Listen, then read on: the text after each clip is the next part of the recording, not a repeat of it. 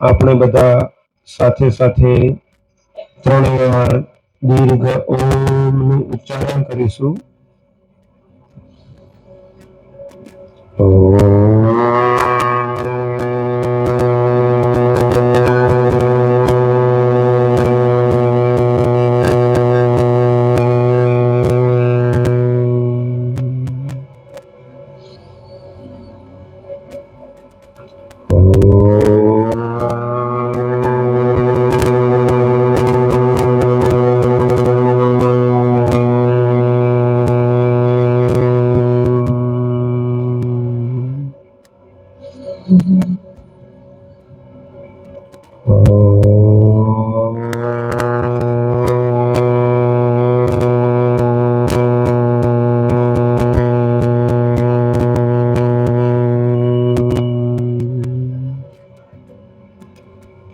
સર્વે આત્મીયજનોને ઓમ જય ભગવાન. આજે અહીંયા મહીસાગર જિલ્લાના લુણાવાડા તાલુકાના હરદાસપુર ગામે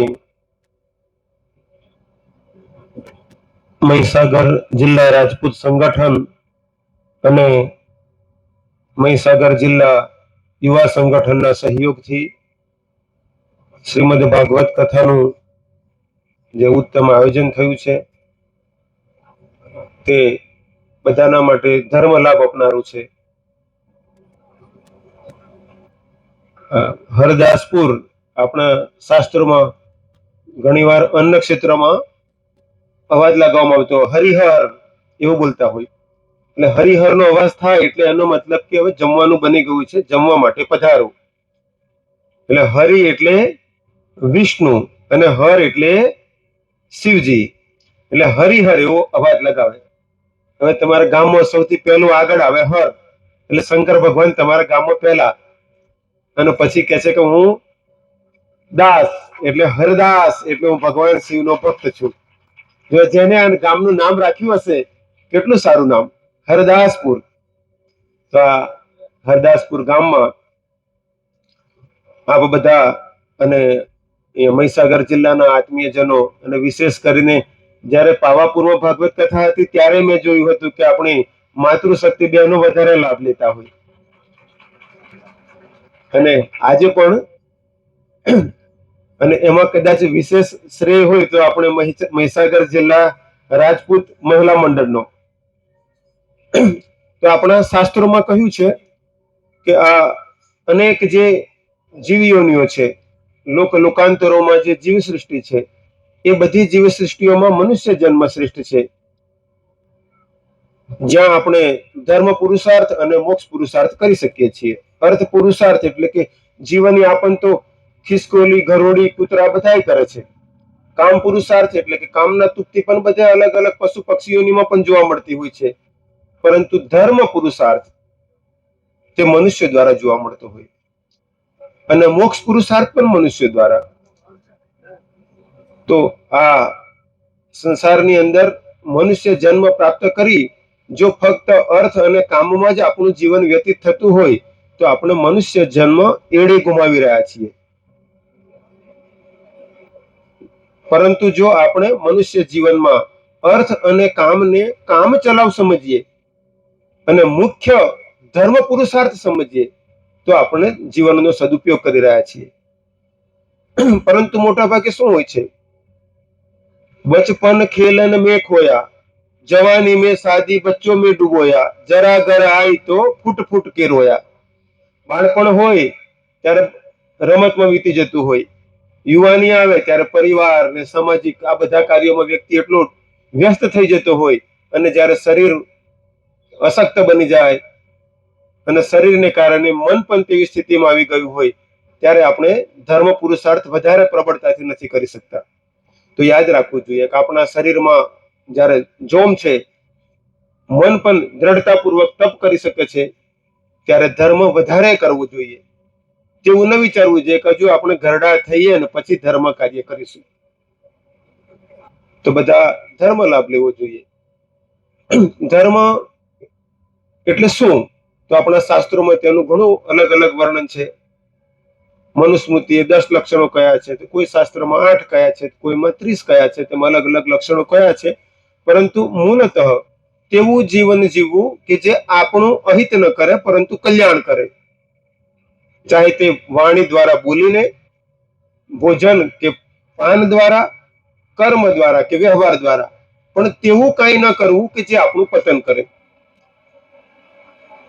તેવું કોઈ કર્મ ન કરવું કે બીજાનું પતન કરે, બીજાને હાનિ કરે, અને તેવું કર્મ ન કરવું કે પ્રકૃતિને નુકસાન કરે. આટલું કર્મ કરીએ ને એટલે આપણે ધર્મના માર્ગે ચાલીએ.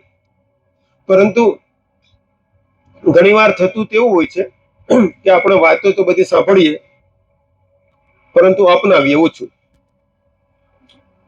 જેવા રૂચાબા તો મને કેટલા દિવસથી ભાગવત કથામૃતનું પાન કરાવી રહ્યા છે. ઘણીવાર કેવું થતું હોય છે, એકવાર કોઈ શેઠજીએ નિર્ણય કર્યો કે મારે 12 વર્ષ સુધી ભાગવત કથા સાંભળવી છે. એક ભૂદેવને, બ્રાહ્મણ દેવને જવાબદારી સોંપી. તે બ્રાહ્મણ દેવ ત્યાં આવે અને તે કથા સંભળાવે.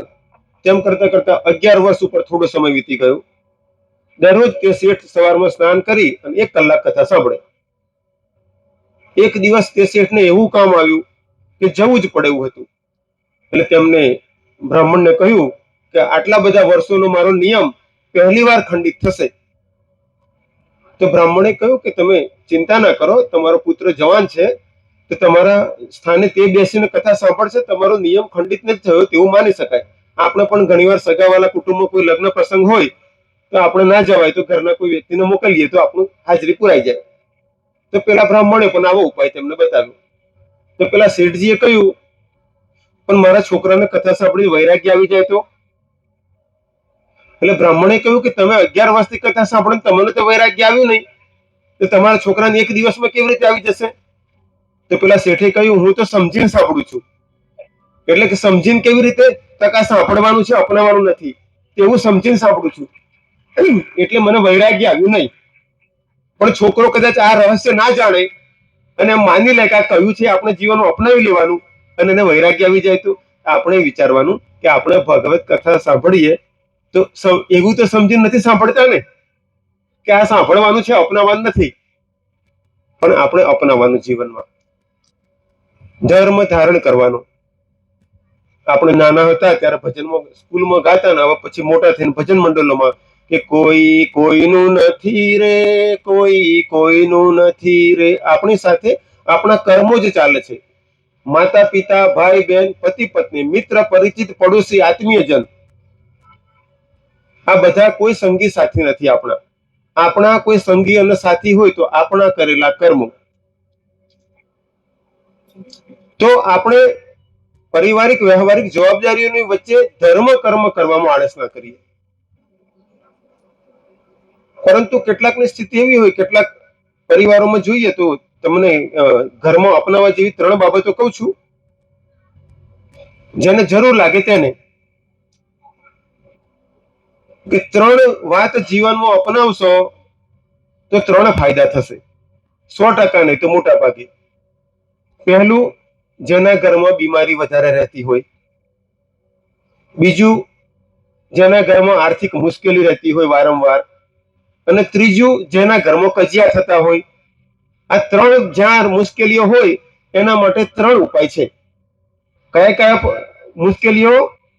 બીમારી રહેતી હોય, આર્થિક મુશ્કેલી રહેતી હોય અને કજિયા થયા કરતા હોય.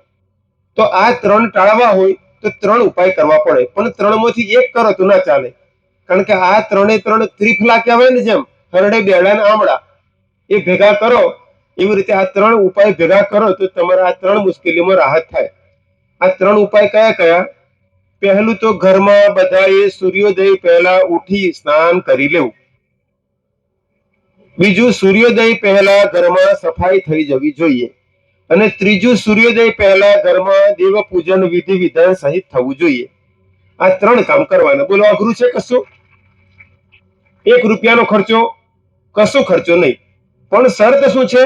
ઘરમાં દીકરો સૂતો એને કહેવાનો, ઉઠ ભાઈ, તું કે કરે છે, મુશ્કેલી છે, ઉઠ.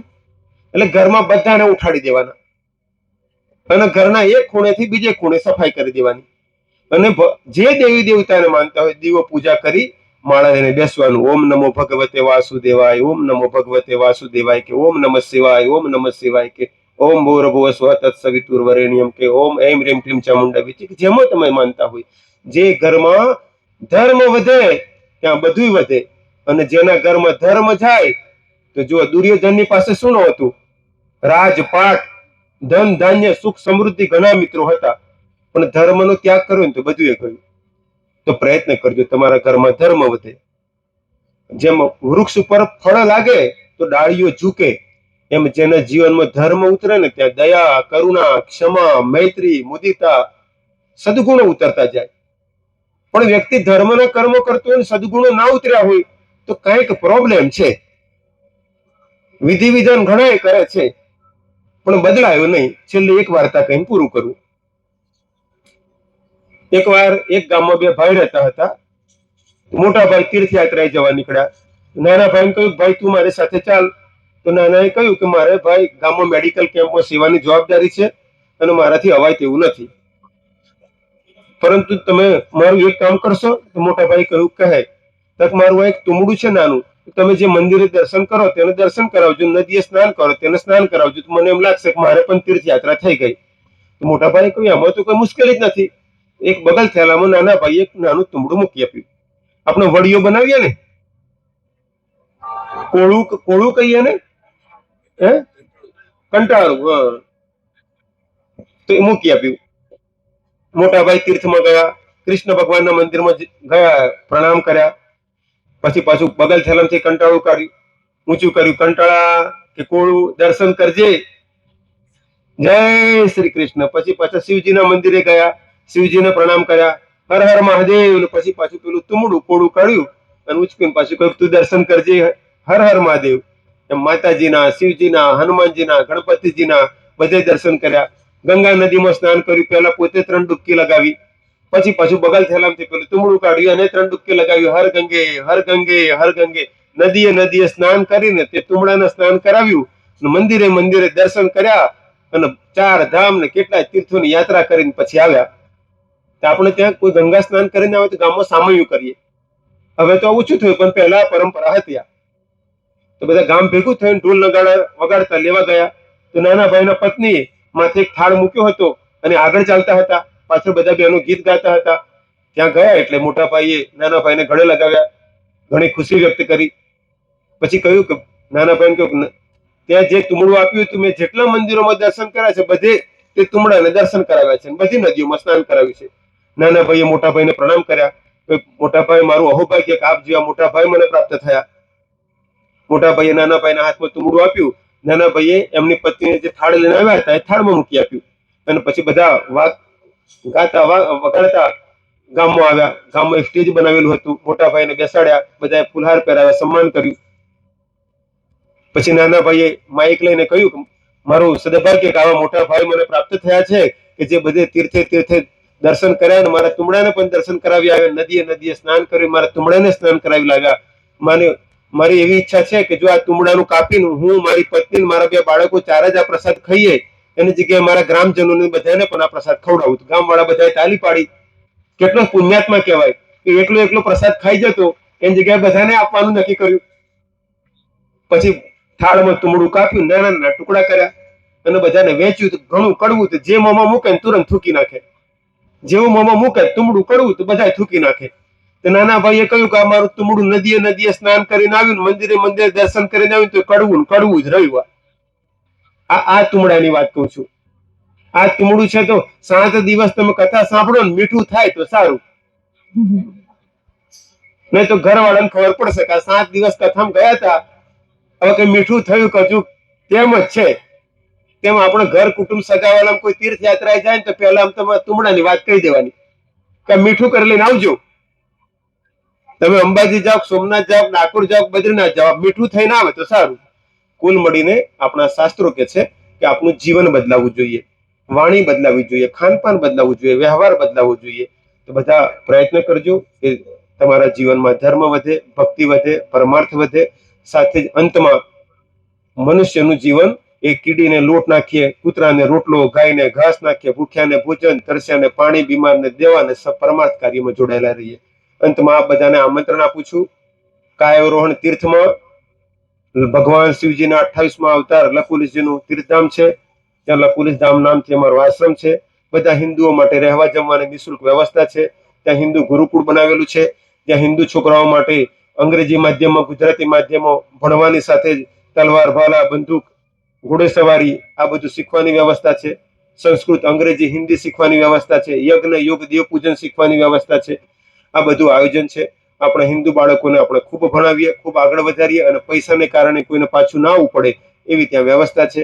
અને અંતમાં યજ્ઞ, યોગ બધા શીખીએ અને આપણા પરિવારોમાં આગળ વધારીએ.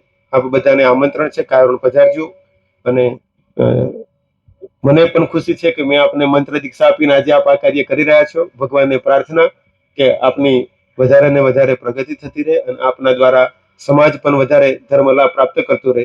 આપ બધાને તેવા આશીર્વાદ, ભગવાન આપ બધાને તેવી મતિ, શક્તિ, પરિસ્થિતિ અને ક્ષમતા આપે જેથી આપ ઉત્તમ રીતે ધર્મ માર્ગે આગળ વધો, પોતાનું કલ્યાણ કરો, સ્વ કલ્યાણ સાથે સર્વ કલ્યાણમાં સહયોગી બનો, સહભાગી બનો.